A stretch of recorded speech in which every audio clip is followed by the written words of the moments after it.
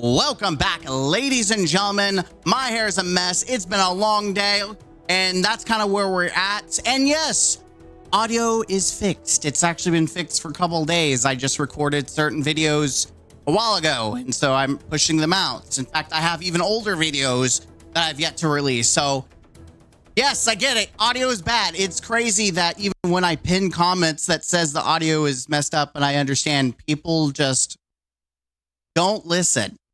Anyways, that's my week in Destiny. The actual week in Destiny actually looks pretty good. Again, my overall thought and everything changing, and I'm going to put this out there because there's going to be people talking about Destiny and how like it's, you know, it's the same old. In some regard, yes. It's just Destiny 2. It's a car, an old car with new paint. That's what it is. But I am still going to give praise where it's deserved, because you could say that about every other game. If Halo Infinite did like a 360 and put out actual content, I would give it praise. But it's a game that's on life support as well.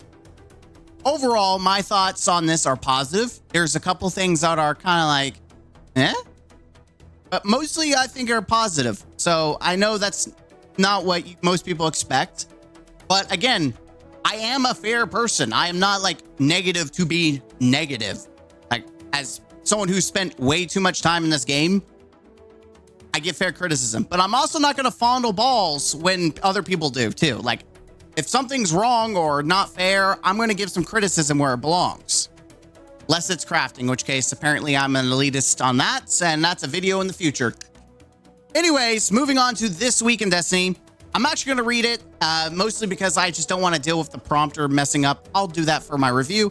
The biggest thing of the week to talk about is Destiny 2 Vesper's Host. That is the name of the dungeon in the raids race. Please, please, please, for the love of God, no more Vex. I'm vexed out of my mind right now. I'm tired of the Vex. We've had too many Vex. I would rather have another Cabal dungeon. I would have a Subjugator dungeon or Dread dungeon, but or like a Scorn dungeon again. I know we just had Warlord's Ruin, but I would do another Scorn dungeon than a Vex. Like, Spire was so bleh. That's just, you can let me know in the comments down what you think, but man, I'm tired of the Vex. Vex, this, Vex, that, like, rah. Anyways, Vesper's Host, the new dungeon coming with Revenant, will be released on Friday, October 11th. The Revenant is being released October 8th, and there's going to be a live stream October 1st. I will not be probably on for that. I don't know when October 1st is. I will I'll watch it myself and do a hot review take on it. But expect it to be late. So sorry. Details. Contest mode will be enabled for 48 hours. Normal mode will be available as soon as 3 teams clear the dungeon. So that's a change from day ones. And I think that is good. For people who don't give a crap about day ones, I think it has been always unfair that they shove that down people's throats. So I'm glad that they're not ruining the dungeon experience for people who don't want to sweat their balls off. I think that's a fair compromise. Yay. Now, moving on from there, let's see what else we have. You will need to be at 1985. I think we're at 200 now. I don't remember the power level. 1990. Like, I think we'll be fine. Like, it's going to be capped anyways, which is what I always said about the powering level. It's stupid that they're putting this artificial grind in there, but I knew it wouldn't impact the dungeon. At least I hoped it didn't. Here's the entry requirements. In order for you to do this dungeon, you have to buy the dungeon key. You have to have the dungeon key. You also have to have 3 players to start. So you can't go solo, I guess. No solos. All fire team members must, again, have the dungeon, and you have to acquire the quest Rogue Network from Spider in the last city. So it says Rogue Network. So 2 things. One, it could be Fallen/Scorn, and it could also be Vex because of network. I hope it's not. I hope it maybe if it's like a Vex world, but the the Scorn have taken over. That would be cool. I'm cool with that. Completion criteria. Once, just to summarize it, once you get to the final boss, you beat the boss, you have to collect the loot, or at least one person has to collect the loot, and then you have to go to orbit. One person has to be there essentially through the whole thing for the whole team to win. So that means, yes, you can technically hot swap people out. Yay. Contest mode details. So this is going to be important. This is going to be what we haven't had in the past. By the way, there are 3 teams who are going to get worlds first. I don't know how, like, personally, I don't care, but I don't know how the people who are into that, like, I joked about them doing double worlds first for the same raid, but this is essentially 3 worlds first for the same dungeon. It really does feel like a participation trophy. Like, hey, here you go. The whole, like, I'm gonna be a little elitist, even though I do not care, but I'm gonna give a hot take anyways because it's my channel and I can do that. The whole point of World's First is it's supposed to be the first team to beat it, because then everyone else can mimic the same strategies to then beat the raid, or in this case, dungeon. There's not as much prestige as being the first one to solve said raid or solve and beat and conquer the thing. That's my opinion. In the end, it really doesn't matter because they're going to do this regardless, and whether people like it or not, it's going to happen. So it's just my thoughts, you know, put out there in the wind. So what we can expect from it is that enemies are going to be more aggressive. Encounters feature resurrection tokens. So I don't know if that means it's going to be treated like a raid where we are only going to have 3 tokens, or you're going to be able to stockpile tokens like Grandmasters. I'm assuming it's just regular resurrection tokens where you have 3, which is going to be a challenge. And some encounters will have an enrage mechanic that limits the number of phases or the time players have left to complete it. Ooh, that's the nice thing about dungeons, is that they're a little bit more free. But again, once 3 people beat it, at least everyone else can skip it. But what if no one beats it in 48 hours? That just means no one gets to enjoy the dungeon. Overall, I think it's a little sus. But maybe they expect it to be easy enough to be beaten within 40 hours, and the 40 hours is more just the emblem. Something they are changing that I do like. This is huge. This is a W. If you are like me and you're a sweaty nerd who's probably going to do day 1, you're going to get the dungeon exotic and a special emblem. That's right. You will immediately guarantee the exotic. So for all of you who do not like to wait on RNG, if you're good enough, Bungie's going to slap your ass and give you your exotic. Attaboy. Dope.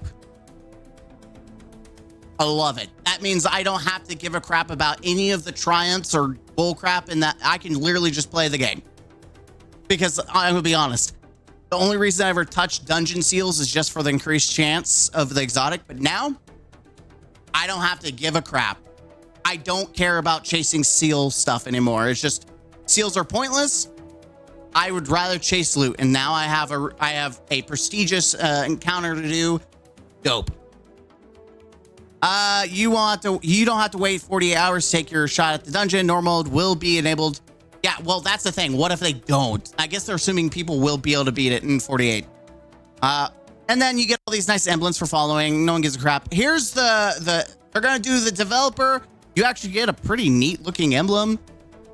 Let's get to the important stuff. We're done with that for the PvE side. It's the PvP. That's right. Sound off, PvP players. I'm just going to give you my general thoughts, and you guys who are foaming at the teeth for more updates for PvP, you sound off. Let me know. Again, I'm definitely more casual with PvP nowadays. Like, it's been months since I really played PvP, which I probably should get back into figuring out what the meta is, because I do trials at the beginning of the season to get the new weapon, and then once I grind it out, I never touch trials again. But it looks like we're gonna have to change that, which kind of sucks for me. Preview what's coming in Revenant. Reprise D2 map. That's right, we're getting Solitude. That's huge. I'm just gonna go right to it. So we're getting Reprise Raid. I love this map. This map was really fun, and I hated the day they sunsetted. Like, we have a lot of Crucible maps, and several, like a chunk of them are gone. It's like, I would rather have a vote system and then have all the maps in the game. Just, it makes no sense to me. Like, there is no reason why there shouldn't be PvP, but it's reprised. Is it going to be changed? Are they going to alter it? Are they doing anything different with it? I guess we'll find out. They're doing UI updates. So they're changing how it looks. Class icon will return displaying place of Guardian rank on enemies. So there we go. We get to see the class. And then you get to see if you assisted someone. That's cool. And then you get to see how they died, which I think is pretty cool for like call outs. Like if you don't want to look at the bottom left, but you're looking straight ahead and you're like, oh crap, someone has a heavy rocket. I've got to be careful. Mercy rules. They suck balls. So they're fixing it to where it actually works better, hopefully.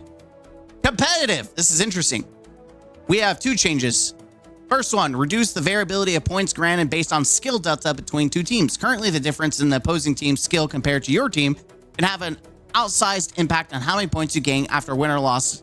While this can help to offset the sting of failing to a higher skill team that is currently at near your rank, the variability can also make the point reward feel confusing. So we're streamlining the way the points are calculated to better align the actual rewards, what players would expect to see after the game.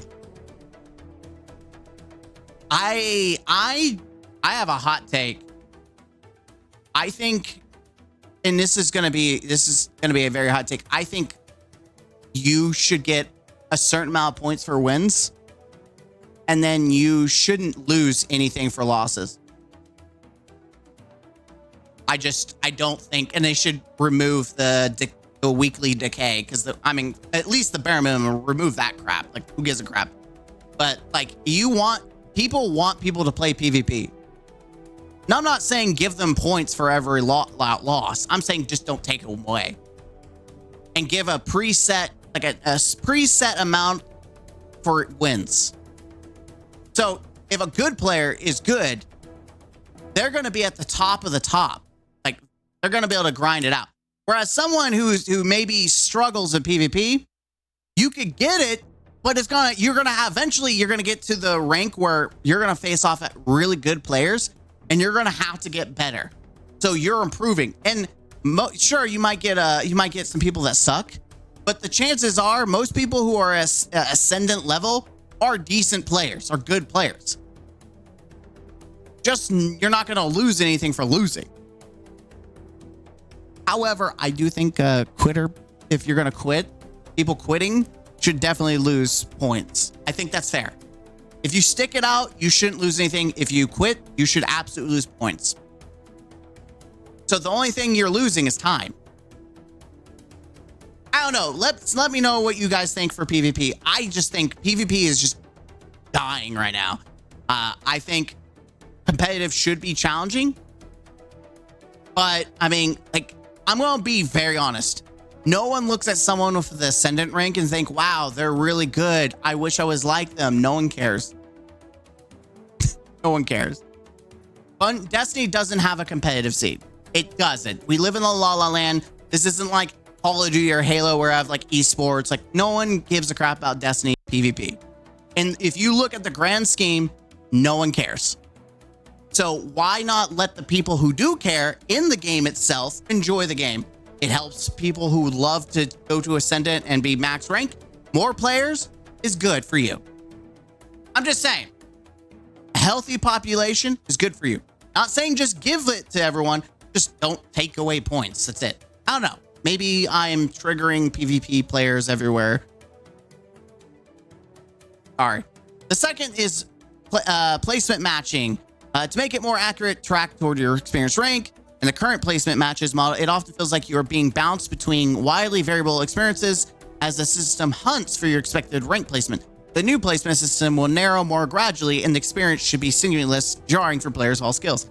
Or you should put them in the bracket that they're in And if they don't lose points, then eventually they have to get better to move up. Like if the sweaties are ascendant level, then if I'm not losing points, in order to gain points, I really have to step up my game, or it's going to take me a long time to get there. And I think that's fair. That's what competitive should be. I should have to work for it. But if I'm constantly getting knocked down, people are going to walk away. By the way, I do trials more than competitive. It's weird enough. I enjoy trials more than competitive in general. It's weird. I don't know. You think it'd be the reverse, but I don't know. Lobby balance. It wouldn't be a PvP strike team update without some mention of lobby balancing in 8.05. We plan to ship a new variant of snake draft design to improve upon some of the issues caused in the base version. But we ran into a bug where in a normal situation, fire teams could end up splitting between the teams. So we had to disable that system while we got a fix in place. While unfortunately the situation did give us an opportunity to test our new lobby rank averaging system that was originally intended to be a fallback for the snake draft should it ever not be able to effectively make a match. Lobby rank averaging works much as the same as skill, except we rank the players in the lobby from the best to worst, and then balance the teams based on each player's rank within the lobby instead of their exact skills. I didn't actually read this, I'm going to be honest. I skipped this. Allows us to still generally balance the lobby. This is a lot of speak. Because of the described occurrence, lobby rank averaging in practice is generally worse than both average skill and snake draft for balancing the outcome of solo matches, but significantly better than the initial iteration of snake draft when dealing with fire teams. Where the above scenario was unlikely to occur, we believe that some minor modifications to the rule to prevent situations described above, it will be sufficient fallback lobby balancer for the future. All told, this makes our 4 different variants of lobby balancing that we have tested in the live game, and now we believe we have corrected the issue to improve our snake draft system. We'll be rolling it out as our 5th. We're still saving the deep technical jargon and explanation on how lobby balancing works for a later article, but to give you a heads up, we're changing. Here's a TDR. I should have just read this for the summary. There's a lot of jargon that I don't care about. Lobby rank average, which was active from 8.05 onward, didn't always work well for solo games, but it worked better than base snake draft for our fire teams, and usually created less frustrating team compositions compared to average skill. We have fixed an issue in the newest variant of the snake draft that could lead to pre-made fire teams being split up and being re-rolling, we'll be rolling it out in 8.10. While I swear I'm not dyslexic. While our improved snake draft will be primary lobby balancer entering Revenant, lobby rank average will be the fallback. We're excited to get this newest iteration out in the wild again, and we'll continue to iterate and tune the formulas as needed until we can strike the correct balance for Crucible. Crucible players, sound off. Sandbox. This is huge. So essentially, you're not going to be able to teabag in PvP.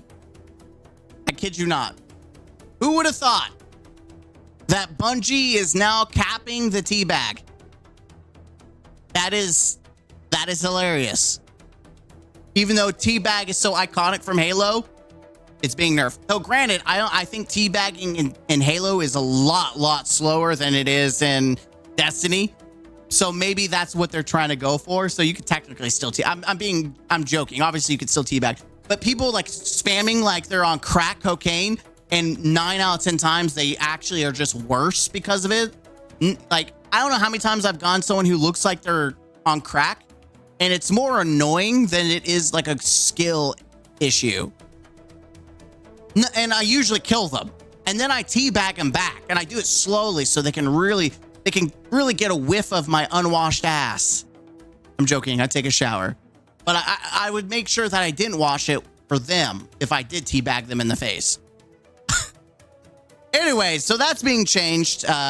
Essentially, this is a good way for them to try to nerf crouching micros, which I said when they made their AFK micro, and they're saying micros in general are no longer okay. I said they're still doing that in PvP with very minimal macros. Like those can't be detected, so there's just their way of dealing with it. Primary weapons. What they're saying here This data is everything is good. Everything's where they want it, except there's a couple of subfamilies that stick out. And instead of, you know, they said instead of hammering them down, which they're still nerfing them, they're going to try to buff things. So what they're nerfing, adaptive hand cannons. They are nerfing the fall off range for a 3 tap by like a meter. Like you'll lose a meter. Adaptive auto rifles reduces the forgiveness against high resilience tiers. High impact pulse rifles lowers the resilience threshold to for 6 critical hits instead of 5. So you need 6. It's not going to be that easy. 5 body shot to 5, or 1 body shot to 5. Buffs. They're buffing adaptive submachine guns, decrease body shot time to kill. Precision auto rifles reduces the nerf they received in Into the Light by 50%, from 19 to 19.4. Critical hit damage from 33.6 to 33.95. That's, am I smoking something? So are they nerfing the nerf? Is that what the 50% is being applied to? So whatever percentage that was nerfed, so if it's like a 25% nerf, they're nerfing half of that. The language on what they say they do is so confusing sometimes. High impact rifles, slightly increased forgiveness and range after damage fall off. Precision hand cannons decrease body shot time to kill. Ooh. Heavy burst hand cannon slightly increases. Oh wait, these are buffs. Decreased body. No, this is a good thing, not a bad thing. But yeah, I don't know. Precision. Ooh. Base damage from 40 to 45. Critical to 70. It's still the same. What? 70.25 to 2. Okay. Heavy burst. 23.8 to 24. Critical from 49.6 to 52.8. Increases the range of forgiveness of the fall off damage and allows better interaction with damage boost. Ooh. Heavy burst rifle. Apparently they're getting changed to 320s.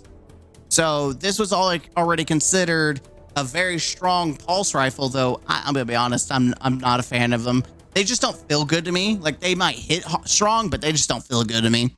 And I have some juicy rolls too. Critical hit damage from 41.95 to 42.45. Optimal time to kill from 0.87 to 80 seconds. Aggressive scouts, which again, don't feel good to me. I don't like them. Allows better interaction with damage boost. Special and heavy weapons. So they're talking about ammo meters. They're making some changes to trace rifles, which probably aren't being used at all. 25 to 29 ammo now. Snipers, you're getting reduced flinch, camera roll flinch by 10% because people probably are no longer wanting to use snipers. Oh, they also talk about how everyone is using Hammerhead for Crucible. Who would have thought back in the day, after the launch of Forsaken, Black Armor came out, Hammerhead was popular. Who would have thought? Here we are again. It's popular. So instead of nerfing the 2 perks that make it good, 4 times and killing tally, thank you, because I love using this in PvE. So it's killing tally that I was afraid of. 4th time, you can nerf it interaction on the LMG. I don't care. Just don't nerf what it does in general. Instead of murdering it, they're just going to say, screw everything else. We're doing 1 less round of heavy. So it's going from like 5 to 4 in the future. Okay. And we'll look into release to take a look at heavy ammo works and other modes like Iron Banner Fortress. And then they're going to buff some other things. High impact machine guns. Damage by 4%. Heavy ammo grenade launchers in PvP. Increased direct impact by approximately 7 to 26% depending on the blast radius stat to make accurate fire more effective against guardians with overshields or damage resistance. I think that's true. I love grenade launchers, but nothing feels worse than when you shoot and they just don't die. It sucks. Rapid fires increase impact and detonation by a further 7%. So you're getting 26 and then you're getting 7%. Rapid fires might be the strat they really want you to play. We're also investigating heavy ammo linear fusion rifles for a future release. Please, they suck in PvE. Looking for a branch for them from their special ammo brethren by reducing their flinch taken from players. Oh, they're talking about PvP. I was talking about PvE because they suck. Trials Osiris! Behold! We've identified several issues with Trials that are contributing to its current state. Yeah, it sucks. Loot sucks. And then no one's playing the game anymore. The population's gone. Yeah, that'll do that to you. You know what happens when we take loot and the population's gone? You get an L. I didn't plan for that to happen. It just kind of happened when I was pointing it, but it works. Anyways, the changes that they're going to do, screw it. We already know what Trials looks like right now, so we don't need to listen to them explain it. Let's just get into what they're doing. What's the solution? So, next episode, they're making a specific rotation of maps. Dissonance, Ceres Plaza, Eventide Labs, Javelin 4, Burnout, Endless Veil, Altar of Flames, Wormhaven, Rusted Lands, Midtown. It is funny because people absolutely hated the map rotations. And Bungie this episode had to literally change the map for people to actually want to play. The Trials population was so bad. So this is a good thing. Trials people, sound off. We are interested in to hear your feedback on the above selection of maps. In terms of rewards, we want to add new and exciting rewards, improving the ones that currently exist in the Trials loot pool, and strike a better balance in terms of what rewards can be earned each week. For Revenant, we'll be introducing newly buffed, strongly statted heavy burst hand cannon to the loot pool. Yesterday's question alongside a revision of a rocket launcher, tomorrow's answer. I'm gonna be honest, I'm actually excited for the heavy burst because Hunter right now, so if it has better stats and I can take advantage of it with my Lucky Pants build, but if nothing really improves, then it's probably gonna be for PvP. Maybe for PvP, people like sound off. Zen Moment, Head Seeker sounds interesting. Rapid Hit also sounds disgusting. We also have two redacted perks, so that's also going to be interesting. Tomorrow's answer has a lot of your name brand PvE perks. I don't know for PvP, like it definitely seems more of like a PvP. Like you can maybe Danger Zone, but like these are all PvE. Let's be honest here. This is all PvE. This is essentially to try to pull people back in from the PvE side. Like we know, we're not dumb. We know, let's be honest. We absolutely know these are all PvE roles. Heavy bursts are getting buffed, which is crazy. Aggressive scouts also getting buffed. We've opted the post-game standard non-adept weapon reward. The weekly weapons now has a focused 50% drop rate compared to others instead of being the only one that can drop. This way, even though the weekly weapon is not something you are interested in, you can still have a good chance to earn the other trial weapon rewards. We have already detailed a number of changes coming from the ability and the weapon side that we believe will lead to more balanced experience and promoting a variety of gameplay. So, things they're also going to work on. Increase the Syrian cipher caps. I'd never care about that. Like, I think that this is just garbage. I think it's garbage. And allow them to have a chance to drop as a post-win reward, reducing stratification of FTMM to allow duos to match trios more often. Put them against them and let us have I'll be honest, I will absolutely leave. I will absolutely leave if I get matched with a duo against a trio. I'm out. I don't care. Like, what? That's something about me. Like, I will fail. I refuse to play a 3-stack. Suck my balls. Future changes. Add new aesthetic rewards for trials, including new armor sets for each class, a new ship, Sparrow, Ghosts, and exclusive emblem. You know, the things that we have gotten in the past that Bungie just is trying to make sound like it's new, but it should have been a thing that happened that after every expansion like it used to do. Like, we used to get that every time a new expansion came out, so I'm not gonna clap for them doing the bare minimum of what they should have done. Make the challenger pool less of an all or nothing experience that prioritizes flawless or bust gameplay, Lean on what we've started with the flawed card rewards to reward win streaks, making it feel like it's not a waste of time to play, even if you fall at the gates. We want to improve the story of the flawless set of aesthetic rewards so that high skill players can flex appropriately. Let's be honest. No one cares. I'm gonna take this and say no one cares about trials. No one cares about competitive. No one cares about the flex. No, there's nothing to flex. Everyone and their brother has trials gear. Because the people that don't play just pay people to do recoveries. Let's be honest. Let's be honest. You really think that little Timmy out here who doesn't know how to play PvP is actually playing? No, he's just paying someone to do it. Let's be honest. Have you looked up? I've looked up all the, like, how much. I've even seen raids. People are paying hundreds of dollars for raid encounters. I could be rich if I actually did that. I could be an entrepreneur. But my God, you couldn't pay me enough to play Destiny. Like, I'll do what I need to do for like content now and just to see. But playing one raid for an entire week, even if it was $1,000, I'm good, Chief. I'm good. Anyways, they're gonna do something about specific armor glow or a new trials emblem should mean something special and not just be a generic trophy. Here's a hot tip. Put the glow in the armor and let it stay. If it's a weekly thing, no one gives a shit. Sorry, someone has to say it.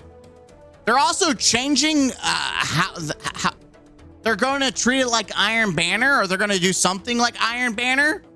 It's interesting. They're trying to make it more casual, which is fine because let's be honest, there should be some more casuals playing the game for the high tier players to play against.